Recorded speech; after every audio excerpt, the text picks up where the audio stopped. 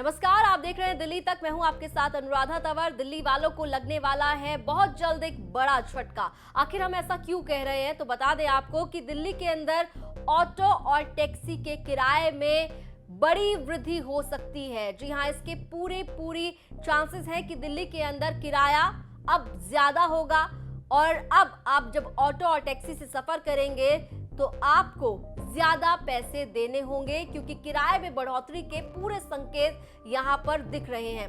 दरअसल दिल्ली सरकार ने कुछ वक्त पहले जिस तरह से दिल्ली के अंदर ऑटो और टैक्सी ड्राइवर्स ने और यूनियंस ने स्ट्राइक की थी कि लगातार सीएनजी के दाम बढ़ रहे हैं और इस वजह से उन्हें काफी मुश्किलें हो रही हैं और किराए को लेकर सरकार को इसके बारे में सोचना चाहिए।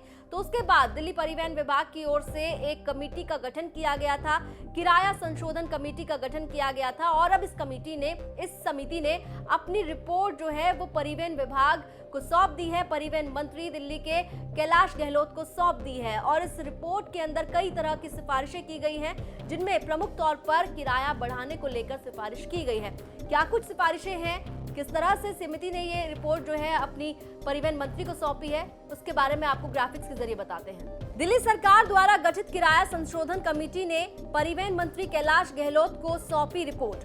कैबिनेट समिति की सिफारिशों पर चर्चा करेगी। कमेटी ने अपनी सिफारिशों में किराया वृद्धि का प्रस्ताव दिया है।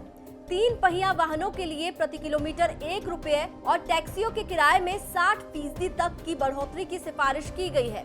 आपको बता दें कि 2013 में आखिरी बार किराया संशोधन हुआ था और 2019 में किराए में बढ़ोतरी हुई थी, लेकिन अब लगातार जिस तरह से सीएनजी के दाम बढ़े हैं, उसके बाद लगातार ऑटो और टैक्सी चालकों की तरफ से ये कहा जा रहा था, ये मांग उठाई जा रही थी कि सरकार को इस बारे में सोचना चाहिए। हालांकि एक वर्ग ऐसा भी था जो सरकार से ये डिमांड कर रहा था कि सीएनजी की कीमतों पर सरकार को सब्सिडी देनी चाहिए और किराया नहीं बढ़ाना चाहिए, लेकिन समिति ने इसमें अपनी सिफारिशों में इस मांग को शामिल नहीं किया है कि सब्सिडी दी जाए सीएनजी पर, लेकिन किराया बढ़ोतरी का प्रस्ताव जरूर समिति की तरफ से अब दिल्ली के परिवहन मंत्री कैलाश गहलोत को जो रिपोर्ट सबमिट की है उसमें दिया गया है।